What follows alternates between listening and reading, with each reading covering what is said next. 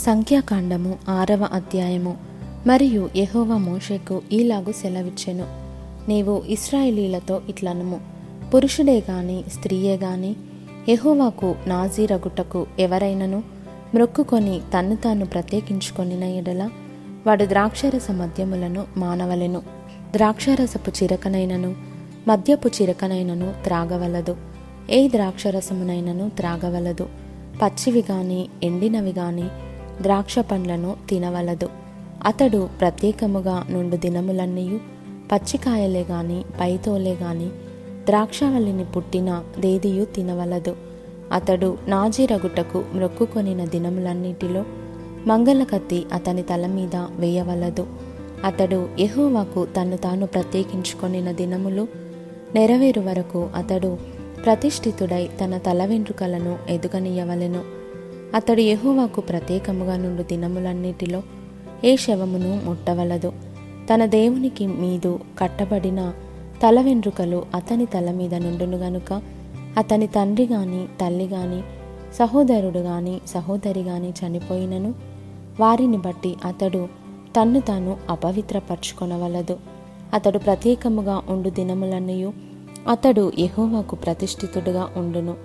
ఒకడు అతని యొద్ద హఠాత్తుగా చనిపోవుట వలన ప్రత్యేకముగా ఉండువాని తల అపవిత్రపరపబడిన ఎడల అతడు పవిత్రపరపబడు దినమున అనగా 7వ దినమున తన తల గొరిగించుకొనవలెను. 8వ దినమున అతడు 2 తెల్లగువ్వలనైనను 2 పావురపు పిల్లలనైనను ప్రత్యక్షపు గుడారము యొక్క ద్వారమునొద్దనున్న యాజకుని యొద్దకు తేవలెను. అప్పుడు యాజకుడు ఒకదానితో పాపపరిహారార్థ బలిని 2వ దానితో దహన బలిని అర్పించి వాడు శవము ముట్టుట వలన పాపి అయినందున వాని నిమిత్తము ప్రాయశ్చిత్తము చేసి ఆ దినమున వాని తలను పరిశుద్ధపరపవలెను. మరియు తాను ప్రత్యేకముగా ఉండు దినములను మరలా యెహోవాకు తన్ను ప్రత్యేకించుకొని అపరాధ పరిహారార్థ బలిగా 7 ఏడాది గొర్రెపిల్లను తీసుకొని రావలెను. తన వ్రత సంబంధమైన తల వెంట్రుకలు అపవిత్రపరపబడెను గనుక మునుపటి దినములు వ్యర్థమైనవి. నాజీరు ప్రత్యేకముగా ఉండు దినములు నిండిన తరువాత వాని గూర్చిన విధి ఏదనగా ప్రత్యక్షపు గుడారం యొక్క ద్వారమునొద్దకు వానిని తీసుకొని రావలెను.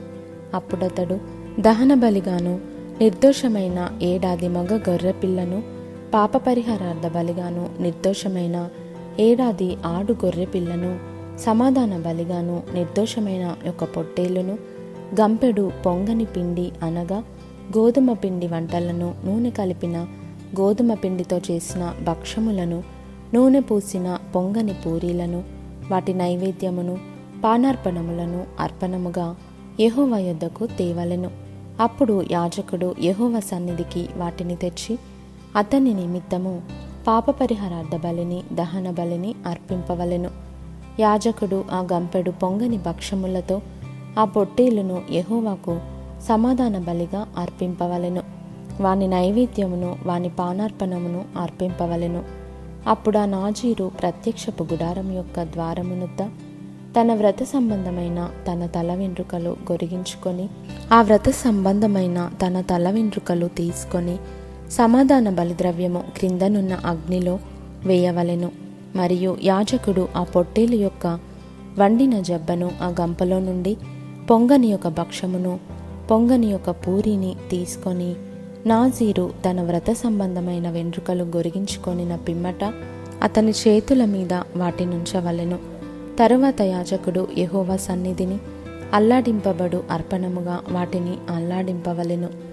అల్లాడింపబడు బోరతోనూ ప్రతిష్ఠితమైన జబ్బతోనూ అది యాజకునికి ప్రతిష్ఠితమగును. తరువాత ఆ నాజీరు ద్రాక్షారసము త్రాగవచ్చును. మ్రొక్కుకొనిన నాజీరు తన కలిమి కొలది ఇచ్చుదాని గూర్చిన విధియు అతడు నాజీరయ్యున్నందున యెహోవాకు అర్పింపవలసిన దాని గూర్చిన విధియు ఇదే. తాను మ్రొక్కుకొనిన మ్రొక్కుబడి చొప్పున నాజీరును గూర్చిన విధిని బట్టి ఇది అంతయు చేయవలెనని చెప్పుము.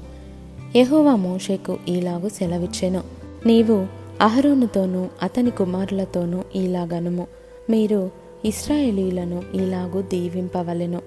యెహోవా నిన్ను ఆశీర్వదించి నిన్ను కాపాడునుగాక. యెహోవా నీకు తన సన్నిధిని ప్రకాశింపజేసి నిన్ను కరుణించునుగాక. యెహోవా నీ మీద తన సన్నిధి కాంతి ఉదయింపజేసి నీకు సమాధానము కలుగజేయునుగాక. అట్లు వారు ఇశ్రాయేలీల మీద నా నామమును ఉచ్చరించట వలన నేను వారిని ఆశీర్వదించెదను.